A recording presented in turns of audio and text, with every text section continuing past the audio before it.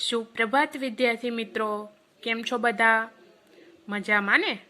આજે આપણે ભણીશું વિષય સામાજિક વિજ્ઞાન, ચેપ્ટર નંબર 9, જેનું નામ છે મૂળભૂત હકો, મૂળભૂત ફરજો અને રાજ્યનીતિના માર્ગદર્શક સિદ્ધાંતો. તો આજે આપણે સમજ મેળવીશું મૂળભૂત હકો વિશે. સૌ પ્રથમ પ્રસ્તાવના રૂપ જોઈએ તો ભારતના બંધારણનું આમુખ એ તેના મુખ્ય આધાર સ્તંભો તથા તેના વિશિષ્ટ લક્ષણોનો અભ્યાસ અગાઉના આપણે પ્રકરણમાં કર્યો. હવે આ પ્રકરણમાં બંધારણના વિશેષ મહત્વના એવા લક્ષણો, મૂળભૂત હકો, મૂળભૂત ફરજો અને રાજ્યનીતિના માર્ગદર્શક સિદ્ધાંતો વિશે આજે આપણે વિસ્તૃત માહિતી મેળવીશું.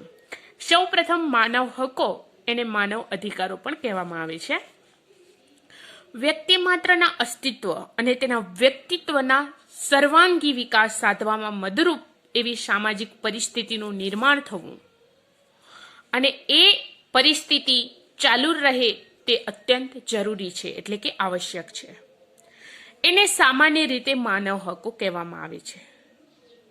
દરેક લોકશાહી દેશમાં તેના નાગરિકને કેટલાક પાયાના એવા હકો પણ આપવામાં આવ્યા છે. આપણને પણ, આપણે પણ એમાં આવી જઈએ, આપણો પણ સમાવેશ થાય. લોકશાહી દેશ એટલે આપણો દેશ છે એ લોકશાહી દેશ છે, બરાબર. લોકો દ્વારા ચાલતું શાસન એટલે લોકશાહી શાસન. હવે એ બધા હકો વ્યક્તિ કોઈ પણ જાતના ભેદભાવ વગર ભોગવી શકે એ માટે એ હકોના રક્ષણની ખાતરી આપવામાં આવી છે કે કોઈ બધા હકો છે, 6 હકો એ વ્યક્તિને હોવા જોઈએ અને એમાં કોઈ પણ જાતનો ભેદભાવ હોવો જોઈએ નહીં. એવું એ વ્યક્તિને હકોનું રક્ષણ મળી શકે એવી ખાતરી પણ આપવામાં આવી છે અને સમાજ અને રાષ્ટ્ર દ્વારા તેનો સ્વીકાર પણ કરવામાં આવ્યો છે. વ્યક્તિનો મનુષ્ય તરીકે જન્મ થતાની સાથે જ તે કેટલાક એવા પાયાના હકોનો હકદાર બને છે. કોણ? મનુષ્ય અથવા તો વ્યક્તિ. તેને માનવ હકો કહેવામાં આવે છે. એટલે કે પાયાના કેટલા બધા હકો મળે છે અને એ મનુષ્ય છે એ હકનો હકદાર હોય છે, એને જ માનવ હકો કહેવાય. સંયુક્ત રાષ્ટ્રસંઘની મહાસભા એટલે કે UN તારીખ 10 ડિસેમ્બર 1948ના રોજ માનવ અધિકારો એટલે કે માનવ હકો જાહેર કર્યા. તેથી 10મી ડિસેમ્બરને માનવ હક દિવસ તરીકે આપણે ઉજવીએ છીએ. એવો પ્રશ્ન પૂછાય કે માનવ હક દિવસ ક્યારે ઉજવાય છે? તો 10મી ડિસેમ્બરના દિવસે.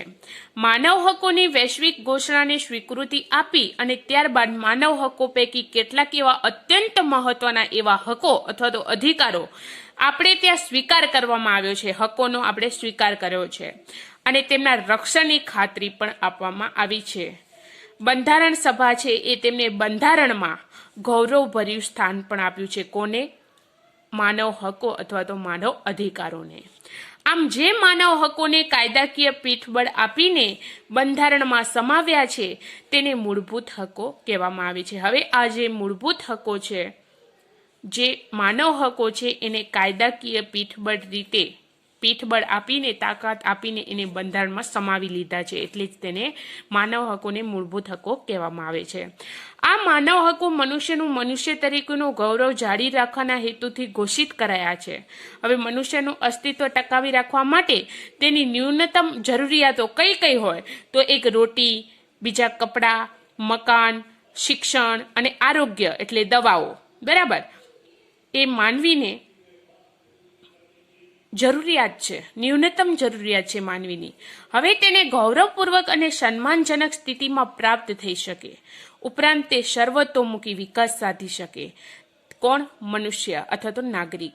તે જાતનું રાજકીય અને સામાજિક વાતાવરણ મળી રહે તેનો રાજ્યએ સ્વીકાર કરીને તેના રક્ષણની બાંહેધરી પણ આપી છે. હવે આવા પાયાના મૂળભૂત માનવ અધિકારો અથવા તો માનવ હકો એ લોકશાહી શાસન પ્રથાની પાયાની એવી ઓળખ છે. કઈ? લોકશાહી શાસન પ્રથા. લોકશાહી એટલે તો તમને ખ્યાલ છે, લોકો દ્વારા ચાલતું શાસન એટલે લોકશાહી શાસન. તો એ જે મૂળભૂત માનવ અધિકારો છે એ લોકશાહી શાસન પ્રથા છે, એની પાયાની એવી ઓળખ છે. હવે સૌપ્રથમ જોઈશું મૂળભૂત હકો. રાષ્ટ્રની સ્થિરતા, વ્યક્તિનું સ્વાતંત્ર્ય એટલે કે વ્યક્તિ સ્વાતંત્ર્યના રક્ષણના અર્થે તથા સરમુખ ત્યારશાહી સામેના રક્ષણ માટે મૂળભૂત હકો જરૂરી છે. હવે એ મૂળભૂત હકો 6 છે. એક છે સમાનતાનો હક, બીજું છે સ્વતંત્રતાનો હક, ત્રીજું છે શોષણ સામેનો હક, ચોથું છે ધાર્મિક સ્વતંત્રતાનો હક, પાંચમું છે સાંસ્કૃતિક અને શૈક્ષણિક હકો, અને છઠ્ઠો છે છેલ્લો બંધારણીય ઇલાજોનો હક. તો એમાંનો સૌ પ્રથમ આપણે સમજ મેળવીશું પેલું સમાનતાનો હક. હવે કાયદા સમક્ષ સમાનતા હોવી જોઈએ અને કાયદાનું સમાન રક્ષણ થવું જોઈએ. હવે એક તો કાયદા સમક્ષ સમાનતા અને એક તો કાયદાનું સમાન રક્ષણ, આ બે ખ્યાલોનો સમાવેશ કરવામાં આવ્યો છે. શેમાં? સમાનતાના હકમાં. હવે કાયદા સમક્ષ સમાનતા એટલે કોઈ પણ વ્યક્તિ કે વર્ગની તરફેણમાં વિશેષ અધિકારોનો અભાવ હોય છે. કાયદા સમક્ષ સમાનતા એટલે આપણે કહીએ કે કોઈ પણ વ્યક્તિ છે અથવા તો એ વ્યક્તિઓનો વર્ગ છે આખો, એની તરફેણમાં વિશેષ એવા અધિકારો હોય છે, એ અધિકારોનો અભાવ જોવા મળે છે. એક સરખી પરિસ્થિતિમાં મુકાયેલા વ્યક્તિઓને એક સરખો કાયદો લાગુ પડશે, કારણ કે એક સરખી પરિસ્થિતિમાં જે મુકાયેલા વ્યક્તિઓ હશે એને એક સરખો જ લાગુ પડશે કાયદો. એકને ઓછું લાગુ પડે ને એકને વધારે એવું કંઈ હોઈ શકે નહીં. કાયદો બધાને સમાન જ લાગે. આ હક મુજબ વ્યક્તિઓ વચ્ચે જ્ઞાતિ, જાતિ, લિંગ, સ્ત્રી, પુરુષ, છોકરો, છોકરી, એ લિંગ, એનું જન્મસ્થાન કોનું? વ્યક્તિનું, એની આવક કે શિક્ષણના કારણોસર ભેદભાવ રાખવામાં આવશે નહીં. એટલે કે સમાનતાનો હક આપવામાં આવે છે. જ્ઞાતિ, જાતિ, લિંગ, ધર્મસ્થાન, ગમે ત્યાં જન્મસ્થાન થયું હોય એનું જન્મ, ગમે તેટલી આવક હોય, ગમે એટલો શિક્ષિત હોય, પરંતુ સમાન એમને હક આપવામાં આવે છે, એનો ભેદભાવ રાખવામાં આવતો નથી. તેમની સાથે કાયદાનો વ્યવહાર એક સરખો રહેશે. વડાપ્રધાનથી માંડીને જે પટ્ટાવાળા હશે એના સુધીની કક્ષાવાળી જે વ્યક્તિઓ હશે એ પોતે કાયદા વિરુદ્ધનું કૃત્ય કરેલ હશે તો તે બદલ સામાન્ય નાગરિકની જેમ સમાન ધોરણે તે જવાબદાર રહેશે. સામાન્ય અદાલતના ચુકાદાને આધીન રહેશે. જો કે રાષ્ટ્રપ્રમુખ કે રાજ્યપાલ એ વગેરેને કેટલાક વિશેષ અધિકારો અપાયા છે, બીજા કોઈને અપાયા નથી. એક તો રાષ્ટ્રપ્રમુખ છે અને બીજો રાજ્યપાલ છે, એને કેટલાક વિશેષ અધિકારો આપ્યા છે. બાકી સમાન નાગરિક હશે એ ભારતનો, એને બધા વડાપ્રધાનથી માંડીને પટ્ટાવાળા સુધીની ક્ષમતાવાળા વ્યક્તિઓ છે એને સમાન અધિકાર આપવામાં આવ્યા છે. કાયદાના સમાન રક્ષણનો અર્થ થાય છે કે સમાન સંજોગોમાં કાયદાનો વ્યવહાર સમાન જ હોવો જોઈએ, ભિન્ન હોવો જોઈએ નહીં.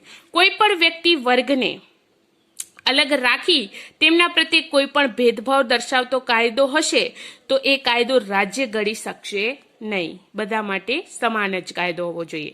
દરેક કાયદો તમામને માટે એકસરખી રીતે લાગુ પડવો હોવો જોઈએ. કોઈ પણ નાગરિકને દુકાનો હોય, નાસ્તાગૃહો હોય, હોટલો હોય, જાહેર મનોરંજનના એવા સ્થળો હોય ત્યાં પ્રવેશ મેળવવાનો અધિકાર હોવો જોઈએ એકસરખો. જાહેર સ્થળો હોય એનો ઉપયોગ કરવાનો હક હોવો જોઈએ.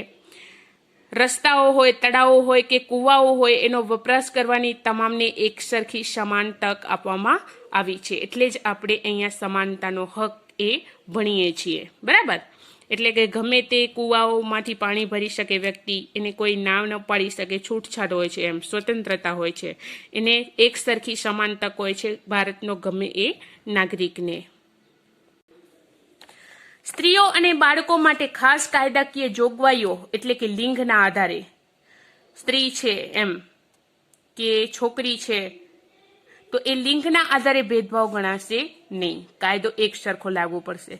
તે જ પ્રમાણે સમાજની અનુસૂચિત જાતિ હશે, અનુસૂચિત જનજાતિ હશે, તેમજ સામાજિક અને શૈક્ષણિક રીતે જે પછાત વર્ગો હશે એની ઉન્નતિ માટે, આગળ વધવા માટે રાજ્યને ખાસ જોગવાઈ કરતા કોઈ રોકી શકશે નહીં.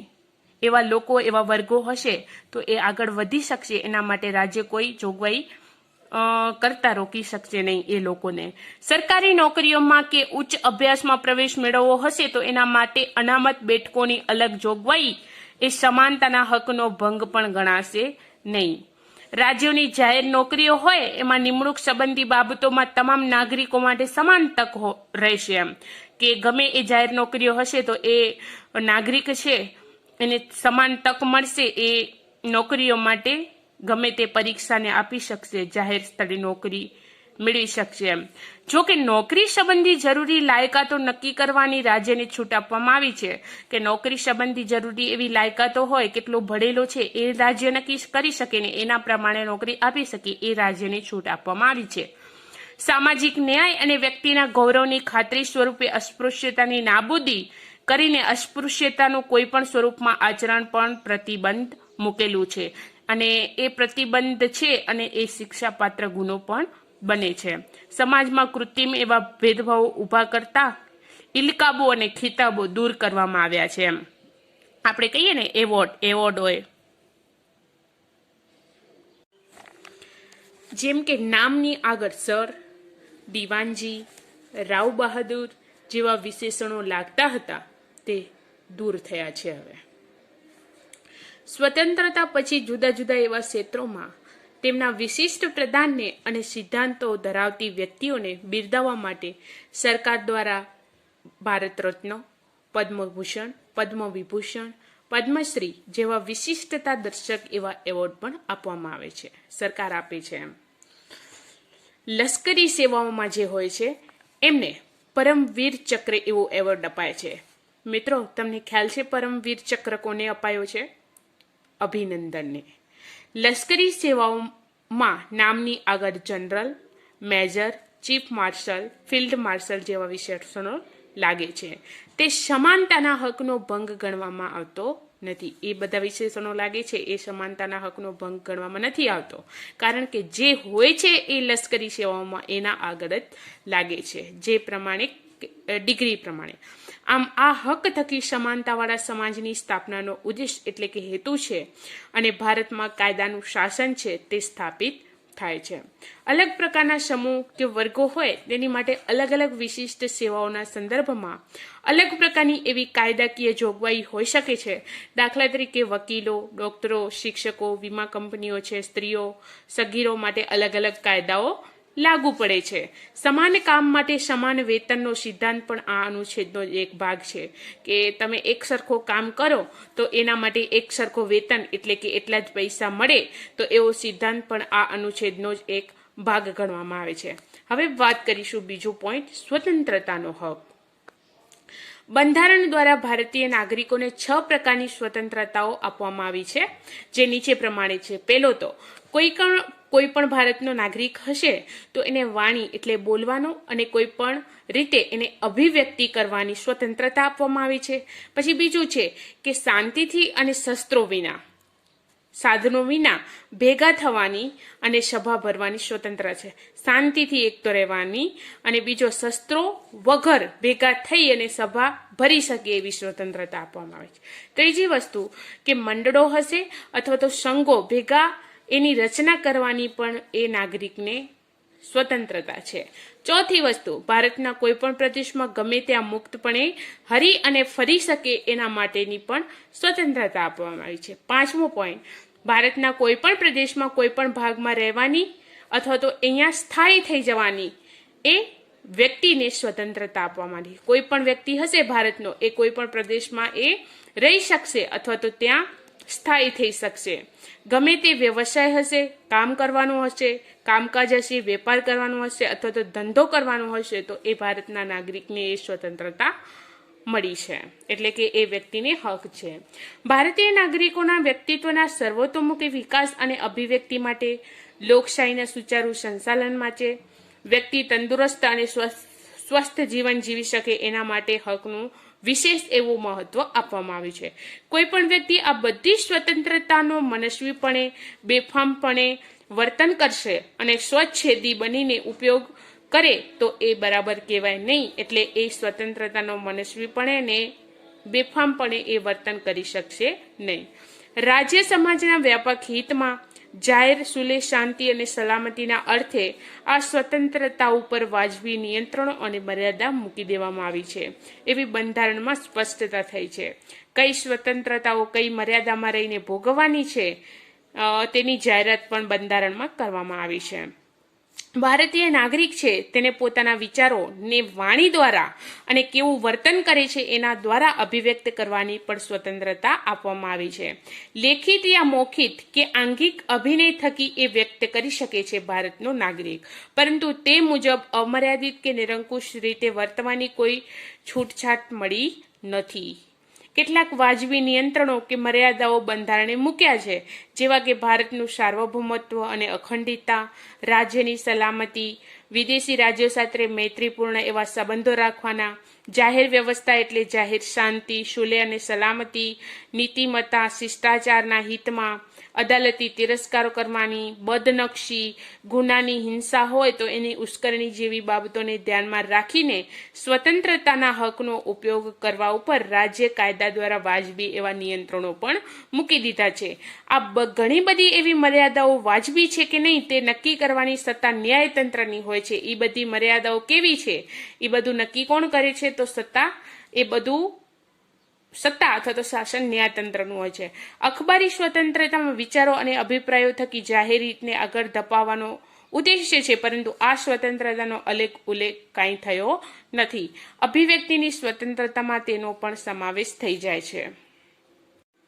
હવે તાજેતરમાં 2009માં જે બંધારણમાં સુધારો થયો, 6 થી 14 વર્ષ સુધીની જે ઉંમરના બાળકો છે એ નિઃશુલ્ક અને ફરજિયાત પ્રાથમિક શિક્ષણ મેળવવાનો મૂળભૂત અધિકાર છે. 2009માં એવું બંધારણીય સુધારામાં એવું છે કે જે 6 થી 14 વર્ષનો બાળક હશે એને નિઃશુલ્ક અને ફરજિયાત પ્રાથમિક શિક્ષણ મેળવવાનો એવો અધિકાર છે. ગુનાના સમયે વ્યક્તિનું કૃત્ય ગુનો ન ગણાતું હોય તો તેને સજા કરી શકાશે નહીં. ગુનાના સમયે વ્યક્તિનું જે કૃત્ય ગુનો નહીં ગણાય તો એને નહીં સજા કરવામાં આવે. તેમજ સજાની નિર્ધારિત જોગવાઈની વધુ સજા કે એકના એક ગુના માટે એકથી વધુ વખત વ્યક્તિને સજા થઈ શકતી નથી. કાયદા દ્વારા જે સ્થાપિત જોગવાઈ હશે એના મુજબ કોઈ પણ વ્યક્તિને એના જીવન અને અંગત સ્વાતંત્ર્યથી વંચિત કરી શકાશે નહીં. ધરપકડ કરાયેલ વ્યક્તિ હશે તો એને ધરપકડ કરવાના કારણોની શક્ય એટલી જાણ કર્યા સિવાય કસ્ટડીમાં રાખી શકાશે નહીં. જાણ કરવી જ પડશે. તેને પસંદગીના ધારાશાસ્ત્રીની એટલે કે વકીલ હશે એની સલાહ લેવાની અને પછી બચાવ કરવાના તેના અધિકારનો ઇનકાર કરી શકાશે નહીં વકીલ દ્વારા. આપણે કહીએ કે કોઈ ગુનો હોય તો વકીલ દ્વારા એનું શું કરશે? નિકાલ કરી દેશે, એટલે કે એ વકીલ બચાવી દે, તો એવા અધિકારોનો ઇનકાર પણ કરી શકશે નહીં. તેમજ ધરપકડ કરાયેલ અને કસ્ટડીમાં રખાયેલ દરેક વ્યક્તિ હશે એ તેની ધરપકડ કર્યાના 24 કલાકમાં સૌથી નજીકના જે મેજિસ્ટ્રેટ સમક્ષ રજૂ કરવામાં આવશે એ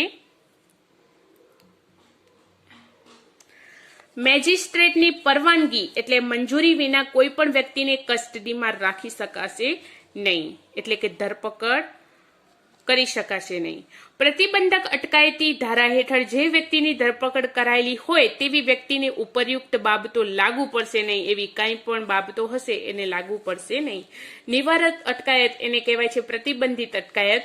રાજ્યને એમ લાગે કે કોઈ પણ વ્યક્તિ તરફથી કોઈ પણ ગુનાહિત કૃત્ય અથવા તો પ્રવૃત્તિ થવાની સંભાવના છે એવું લાગે રાજ્યને, તો સાવચેતીના પગલા તરીકે તેને નિવારક અટકાયત ધારા હેઠળ ધરપકડ કરી શકાય છે. હવે આ ધારાના હેતુ અટકાયતીને તેણે કૃત્ય કર્યા પછી શિક્ષા કરવાનો નથી, પરંતુ રાજ્ય, સમાજ કે કોઈ પણ વ્યક્તિ વિરુદ્ધ ગુનાહિત કૃત્યો કરતો તેને અટકાવવાનો છે. કોઈ પણ વ્યક્તિ હશે કૃત્ય કર્યા બદલ કૃત્ય કરશે તો શિક્ષા કરવાનું નથી, પરંતુ રાજ્ય અથવા તો સમાજ અથવા તો કોઈ પણ વ્યક્તિ વિરુદ્ધ ગુનો કરવાનું, કૃત્ય કરવાનું હશે તો એને અટકાવવાનું આ કાયદા હેઠળ અટકાયતીને 3 માસ કરતા વધુ સમય માટે અટકાયતમાં રાખવાની સત્તા મળતી નથી. હવે વડી અદાલતના જે ન્યાયાધીશો છે અથવા જો સલાહકાર છે એ બોર્ડના અભિપ્રાયના આધારે અટકાયત હુકમ રદ કરી શકાય છે. કેટલો સમય અટકાયત ચાલુ રાખવી એ નિર્ણય પણ કોણ લે છે? રાજ્ય સરકાર લે છે અથવા તો રાજ્ય સરકાર કરી શકે છે. હવે આવીએ ત્રીજો પોઈન્ટ, શોષણ વિરોધનો અધિકાર અથવા તો હક. કોઈ પણ વ્યક્તિનું બીજી વ્યક્તિ દ્વારા કોઈ પણ પ્રકારે શોષણ ન થાય એવા શોષણ વિહીન સમાજની સ્થાપનાનો મુખ્ય ઉદ્દેશ બંધારણનો છે. હવે જે હક દ્વારા સિદ્ધ થયો છે, મનુષ્યનો વેપાર કરવાનો, વેટ પ્રથા, દાસત્વ, બળજબરીથી કરાવતી કોઈ પણ પ્રકારની મજૂરી, એના ઉપર પ્રતિબંધ આપવામાં આવ્યો છે કે બળજબરીથી કઈ મજૂરી કરાવવાની નથી વ્યક્તિને. હવે આ જોગવાઈનો ભંગ શિક્ષાપાત્ર ગુનો ગણવામાં આવે છે. અનૈતિક હેતુઓ માટે બાળકોના કે સ્ત્રીઓના વેપાર, બળજબરીથી કરાવાતી મજૂરી કે મરજી વિરુદ્ધનું જે દાસત્વ હતે, વેતન વિનાની મજૂરી, પૈસા આપવામાં ન આવે ને મજૂરી કરાવે, સદીઓથી જે ચાલી આવેલી જે વેઠ પ્રથાઓ છે એનો અંત લાવવાનો છે. ઘણા વ્યક્તિઓનું શોષણ થતું હોય છે, કામ વધારે કરાવડાવે પરંતુ વેતન આપે નહીં. કોઈ પણ વ્યક્તિ પાસે વિના વેતનથી, પૈસા વગર લઘુત્તમ વેતન કરતા ઓછા વેતનથી બળજબરીથી ફરજિયાતપણે મજૂરી કરાવે કે કામ કરાવે તો એ શિક્ષાપાત્ર ગુનો ગણવામાં આવે છે. હવે 14 વર્ષથી નીચેની ઉંમરના જો કોઈ પણ બાળક હશે એ કોઈ કારખાનામાં, કોઈ ખાણમાં કે જોખમી વ્યવસાયમાં, બાંધકામ, ગેરેજ હશે, હોટેલ, લારી ગલ્લા હશે કે ઘર નોકર હશે તરીકે કોઈ પણ કામમાં કામે રાખી શકાશે નહીં. કેટલા વર્ષ? 14 વર્ષથી નીચેનો ઉંમરનો બાળક હશે તો. બાળ મજૂરી નાબૂદી કાનૂની હેઠળ એ શિક્ષાપાત્ર ગુનો જાહેર કરાયો છે. કારણ કે 14 વર્ષથી નીચેનો બાળક હશે અને એને કામે રાખીએ તો એના માટે બાળ મજૂરી એવો કાનૂન લાગુ પડે અને ગુનો જાહેર કરવામાં આવે. જો કે રાજ્યને જાહેર હેતુઓ માટે લશ્કરી સેવાઓ કે રાષ્ટ્રીય ફરજો, સમાજ સેવાના કોઈ પણ ક્ષેત્રમાં ધર્મ, જાતિ, લિંગ, જ્ઞાતિ કે વર્ગના ભેદભાવ રાખ્યા વગર ફરજિયાતપણે વ્યક્તિ પાસે સેવા લેવાનો અધિકાર છે. આ સેવા વેતન વિના કે સવેતન હોઈ શકે છે, એટલે રૂપિયા વગર એ સેવા લઈ શકાય છે. ચોથો છે ધાર્મિક સ્વતંત્રતાનો હક. ભારતના કોઈ પણ નાગરિકને અંતઃકરણ અનુસાર પોતાને મનપસંદ ધર્મ માનવાનો, તેનું પાલન કરવાનો અને તેનો પ્રચાર અને પ્રસાર, એ ધર્મમાં પ્રચાર અને પ્રસાર વ્યક્તિ કરી શકે એના માટે સમાન અધિકાર બંધારણે ઘડ્યો છે. પરંતુ આ સ્વતંત્રતા જાહેર વ્યવસ્થા, નીતિમત્તા અને સ્વાસ્થ્યને બાદ ન આવે તે રીતે વાજબી નિયંત્રણોને આધીન રહીને ધાર્મિક સ્વતંત્રતાનો અધિકાર ભોગવવાનો રહેશે. હવે ધાર્મિક ક્રિયાકાંડો છે, પ્રાર્થના છે, પૂજા છે, એ કરવા માટે વ્યક્તિ સ્વાતંત્ર્ય રહી શકે છે. એટલે કે સ્વાતંત્ર્યનો સમાવેશ આમાં ધાર્મિક સ્વતંત્રમાં કરવામાં આવ્યો છે. ભારતમાં રાજ્યને પોતાનો કોઈ ધર્મ નથી હોતો કે ભારતનું રાજ્ય કોઈ ધર્મ કે સંપ્રદાયના સિદ્ધાંતો અથવા તો માન્યતાઓને આધારે ચાલતું નથી.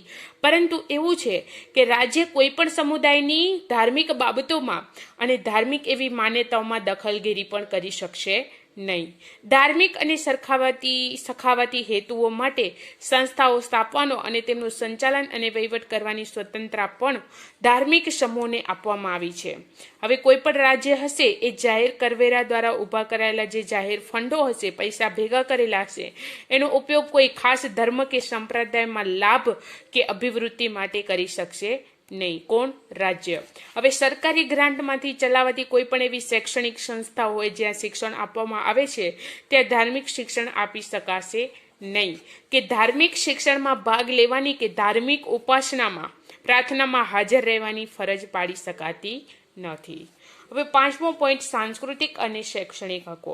ભારતમાં વિવિધ એવા ધર્મો, વિવિધ એવી ભાષાઓ બોલાય છે અને સંસ્કૃતિઓ ધરાવતા લોકો છે એ ભારતમાં વસે છે.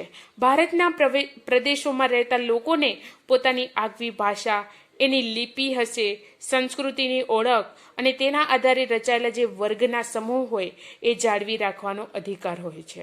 પણ કોઈ પણ શૈક્ષણિક સંસ્થાઓ હોય કે કોઈ પણ રાજ્યની ગ્રાન્ટ ઉપર નિર્ભર હોય શૈક્ષણિક સંસ્થાઓ, તેમાં ધર્મ, જાતિ, જ્ઞાતિ, ભાષા કે કોઈ પણ કારણસર કોઈ પણ નાગરિકને પ્રવેશ આપવાનો ઇનકાર કરી શકાશે નહીં. કોઈ પણ શૈક્ષણિક સંસ્થાઓ હશે શિક્ષણ માટે તો જે રાજ્યની ગ્રાન્ટ ઉપર નિર્ભર હશે તો એમાં ધર્મ, જ્ઞાતિ, જાતિને એના ભેદભાવને જોવાનું નથી અને ગમે ત્યારે એ નાગરિકને પ્રવેશ મેળવવાનો અધિકાર મળશે. એટલે ઇનકાર કરી દેવામાં નહીં આવે. જો કોઈ ઉમેદવાર ચૂંટણીમાં ધર્મ કે જાતિ કે ભાષાના ધોરણે પોતાને મત આપવાની અપીલ કરશે તો લોક પ્રતિનિધિત્વ ધારાની કલમ 123 હેઠળ ગેરરીતિ ગણાશે. કોઈ પણ રાજ્ય કોઈ પણ કાયદો ઘડીને નાગરિકોને તે કોઈ પણ વિભાગ ઉપર કોઈ સંસ્કૃતિ કે કોઈ ભાષાના પાયા ઉપર રચાયેલી તમામ એવી લઘુમતીઓ હશે તો તેમની પસંદગીની શૈક્ષણિક સંસ્થાઓની સ્થાપના અને વહીવટ કરવાનો અધિકાર આપશે. હવે રાજ્ય પણ કોઈ પણ ધર્મ કે ભાષા ઉપર રચાયેલી લઘુમતી સંસ્થાઓ હશે તો એને રાજ્ય નિધિમાંથી અપાતી શૈક્ષણિક સહાય હશે, શિક્ષણ ક્ષેત્રે સહાય અપાતી હશે અને શૈક્ષણિક શિક્ષણ ક્ષેત્રે જે શિષ્યવૃત્તિઓ મળતી હોય છે એવા લાભોમાં માત્ર એ કારણોસર ભેદભાવ કરશે નહીં. કોઈ પણ ભેદભાવ એમાં ચાલશે નહીં. બધો શિષ્યવૃત્તિ કે એ સરખે ભાગે હોવી જોઈએ. આવી લઘુમતી સંસ્થાઓની મિલકતનું ફરજિયાત સંપાદન કે પોતાના હસ્તક લેવા ઈચ્છે તો રાજ્ય જરૂરી વળતર આપીને જ કરી શકે છે. આમ શૈક્ષણિક સંસ્થાઓના સંદર્ભે મહત્વપૂર્ણ જોગવાઈઓ બંધારણમાં કરવામાં આવી છે. હવે છઠ્ઠો છેલ્લો અધિકાર, બંધારણીય ઇલાજોનો હક અથવા તો અધિકાર. ગમે તેટલા સારા કાયદાઓ ઘડવામાં આવે, મૂળભૂત હકોની જોગવાઈ કરવામાં આવે, પરંતુ જો તેનો અમલ યોગ્ય રીતે ન થઈ શકે તો આવી સ્વતંત્રતાનો કે અધિકારનો કોઈ અર્થ થતો નથી. તેથી આ હકોના અમલ માટે બંધારણમાં જોગવાઈ કરવામાં આવી છે, જે અનુસાર મૂળભૂત હકોના ભંગ કરશે એ બદલ સીધા જ સર્વોચ્ચ અદાલતમાં કે વડી અદાલતમાં જઈને દાદ માંગવાના અધિકારને પણ મૂળભૂત હક તરીકે સ્વીકાર કરવામાં આવ્યો છે. સર્વોચ્ચ અદાલત મૂળભૂત હકોના રક્ષણની અગત્યની ભૂમિકા અથવા તો ફાળો બજાવે છે. હવે આ અંગે અદાલત જરૂરી લાગે તો તે પ્રકારના યોગ્ય આદેશો હશે, કોઈ સૂચનાઓ હશે અથવા તો આજ્ઞા પત્રો હશે, હુકમનામા હશે કાઢવાની મોટી તક અથવા તો સત્તા તેને બંધારણમાં બક્ષવામાં આવી છે, જે અંગે કોઈ વાંધો લઈ શકતું નથી. મૂળભૂત અધિકારોનો ભંગ થયાની કોઈ પણ રાજ્યની ફરિયાદ કરવામાં આવે તો તેનો યોગ્ય ઉપાય કરવાનું, નિકાલ કરવાનું સર્વોચ્ચ અદાલત માટે જરૂરી બને છે. હવે આ બધા મૂળભૂત અધિકારો હશે એમાં ભંગ આવશે અને રાજ્યની ફરિયાદ કરવામાં આવશે તો એનો યોગ્ય ઉપાય કરવાનું કોને ભાગે આવે છે? સર્વોચ્ચ અદાલતના ભાગે. ડોક્ટર બાબા સાહેબ આંબેડકરે આ હકને બંધારણના આત્મા સમાન કહ્યો છે. કોને? બંધારણીય ઇલાજોના હકને. હવે સંસદ કાયદા દ્વારા આવા હુકમો બહાર પાડવાની સત્તા અને કોઈ અદાલતને સુપરત કરી શકે છે, એટલે પાછી આપી શકે છે. મૂળભૂત અધિકારોનો ભંગ થતો હોય તો તે સાથે અસંગત હોય તેવા કાયદાઓ ઘડતા રાજ્ય વિધાનસભાને સર્વોચ્ચ અદાલત અટકાવી શકે છે. હવે આમ આ હક કોઈ પણ નાગરિકને મૂળભૂત હકોના ભંગ બદલ અદાલતોમાં જવાનો હક અને એ હકોનું રક્ષણ મેળવવાનો હક છે દરેક નાગરિકને. આમ બંધારણમાં બક્ષવામાં આવેલા મૂળભૂત હકો ભારતીય નાગરિકો માટે ઉપલબ્ધ કરાયા છે, આપવામાં આવ્યા છે એ બંધારણમાં. હવે આ હકો સરકારો એટલે કે કેન્દ્ર અને રાજ્ય સામે આપવામાં આવે છે, કેન્દ્ર સરકાર અને રાજ્ય સરકારને, કારણ કે એનો લાભ છે એ દરેક ભારતીય નાગરિક લઈ શકે. મૂળભૂત હકો બધા સમય માટે બધા નાગરિકો માટે ઉપલબ્ધ છે, પરંતુ કટોકટીના સંજોગોમાં અમુક મૂળભૂત હકો છે એ સ્થગિત કરી શકાય છે. કોઈ પણ નાગરિકના મૂળભૂત હકો છે એ છીનવાઈ જાય, લઈ લેવામાં આવે તેવા કોઈ પણ કાયદાઓ રાજ્યો ઘડી શકતું નથી. એટલે છીનવાઈ જાય એમ મૂળભૂત હકો, તો એવું કોઈ આપણું રાજ્ય છે, આપણા રાજ્યો છે એ કાયદા ઘડ્યા નથી અથવા તો ઘડી શકતું પણ નથી. તો મિત્રો આજે આપણે હકો વિશે સમજ મેળવી. કેટલા હકો? 6 હકો.